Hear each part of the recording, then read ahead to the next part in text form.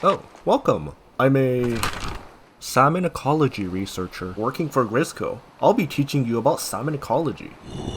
Salmonids are sentient, almost tribal species that simply don't work the same way inklings or octolings may. Located in the waters outside of Impalis, typically you wouldn't want to interact with them under normal circumstances. Since it's banned by law to see salmonid due to safety concerns, you'll need to expose yourself to child labor early work experience in order to even witness these creatures. Salmon hunting is a pretty lucrative job if you don't mind the few human rights violations, the lack of safety measures, and the fact that you're paid in food stamps on funny little plastic figurines. Now, I do have to admit to something. I'm not actually a marine biologist or an ecology researcher and can't even tell the difference between two species of salmon. However, all these salmon come from the same breed, so it actually doesn't matter, except for a few exceptions. The difference in body types and strength don't actually come from any biological difference, but rather from the environment they were raised in. The harsher the environment, the stronger they are. Once the salmonids spot that there are invading inklings, with their strong sense of smell, they march onwards with their war music to get eaten. Yeah, weird. You see these pots? These pans? The spoons? The fucking barbecue grill? Just know that they are holding these things to look tasty. Tasty, you hear that? Creature ruled by instinct rather than memory, and its instinct is to kill itself.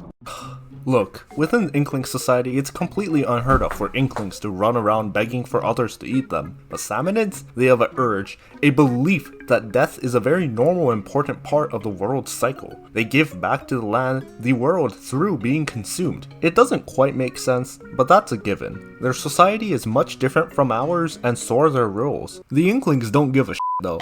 It's food. So you're telling me this, that, and whatever that thing is all come from the same species? No mutations, no quirks, no fantasy magic BS? Nope, it's simply based on where and how they were raised. There's no official study on salmonid upbringing, but we can deduce things such as rough current, weather conditions, and whatever predators they may have determine their physiology growing up. This means that any basic salmon given the right conditions may become bigger and stronger, while others may gain a higher level of intelligence. It may be hard to believe when they're just running around with dirty kitchen utensils. Maybe they should try using knives as a change of pace. You know what? Hold that thought. Salmon also have a hierarchy based on strength or intelligence, so it's good to know that if you grew up with a loving family, a comfortable home, and no financial burdens, you end up as weak as the grunt worker who runs in and dies. Good stuff. Starting at the bottom of the food chain, we got the trio of basic salmonids, chums, smallfry, and quahawks. Judging by how weak they are, we know they had a good life growing up. Then we have the snatchers, the new recruits tasked with taking back golden eggs. Moving up the hierarchy, the salmonids deemed more intelligent among the ranks will receive special training to operate vehicles and machines, which were exchanged using power eggs with the Octarian army. There are two types of elite, or as they are called, boss salmonid, the intelligent and the physically powerful. Certain salmonids will be allowed to pilot disposable vehicles such as scrappers, steel eel, fish sticks, and drizzlers. The most elite salmonids get to pilot more advanced war machines, as with the flyfish and slamming lids. For a barbaric species, you gotta give them credit for their impressive technology. I mean, the stingray is a bunch of pots stacked on top of each other in order to boil water, then using the custom nozzle with pinpoint accuracy will beam you across the map. Putting aside my bias here, they may be really annoying, but their technology is nothing to scoff at. Then we have the super soldiers, the heavily modified, those with physical capabilities far surpassing the typical salmonid limits. The recipe? Washing machine, just chuck them in a washing machine, man. It makes them long. Oh my god. These big guys have the same muscular structure, but they have been spotted to have two very different roles. The more aggressive hotheads are geared up to be the steelhead, where they blow explosive liquid into tubes and create bombs to lob at you. If not just an impressive PvZ plant concept, it shows that whatever harsh upbringing these salmon had can also alter their biological capabilities. The nice guys, on the other hand, they're assigned to be big shots. Then we have the Moz and Flipper Flopper, which more closely resemble their ancestors rather than the common Salmonid. They swim around looking for the next prey to jump. Moz is another example of biological changes as they use sonar to detect their next victim. Flipper Flopper? Oh, that guy? Or does he have a weird nose unlike the other salmon? That's just a mask. Impressing a crowd full of no one, all this guy does is jump around looking beautiful like a certain ancestor. Looking beautiful doesn't score any points when it comes to combat though.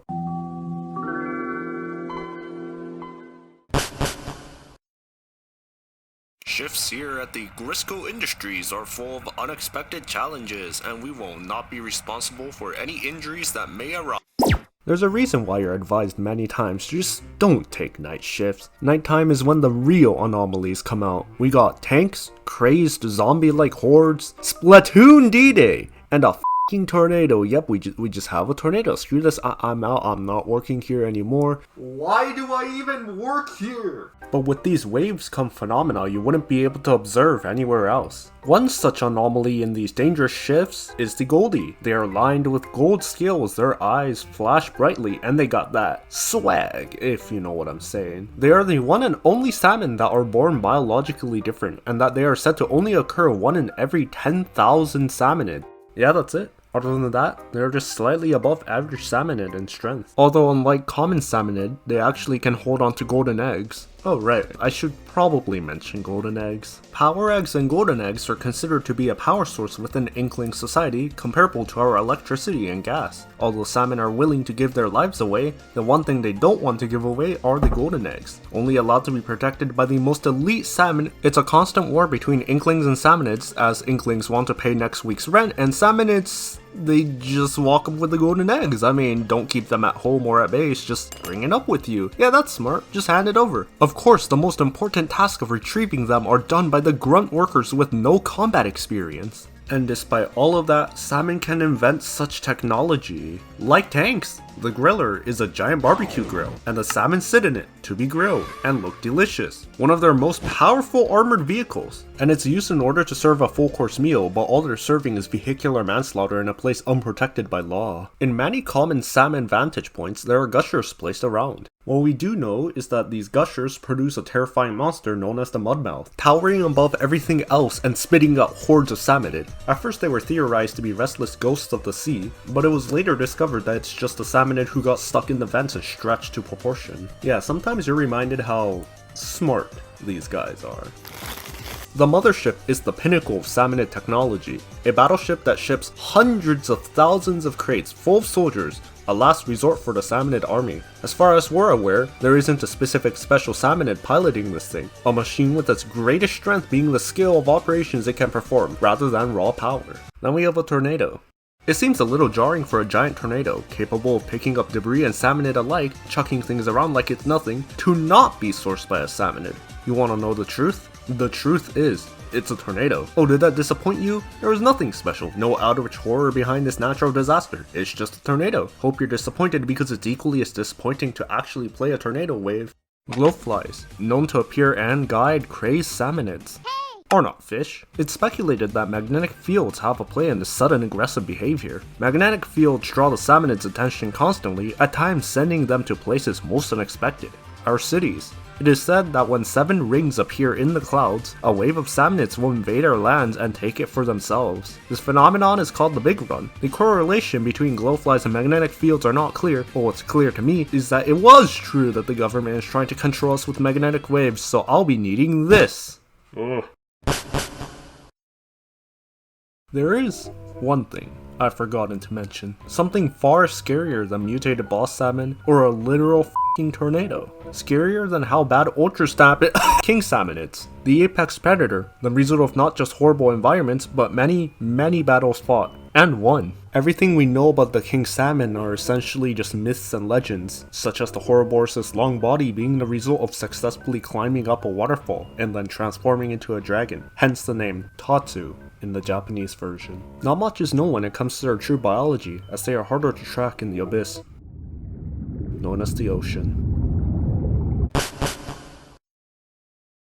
Salmonids are just really cool aesthetically and with their small lore tidbits, but they could be so much more. I'd deadass play an entire game centered around them. Most of this video was whatever info about salmon and their quirks. Don't even get started on visual design of the salmon and the maps. My god, there's so much to take in. Isn't that right, little... Whoa.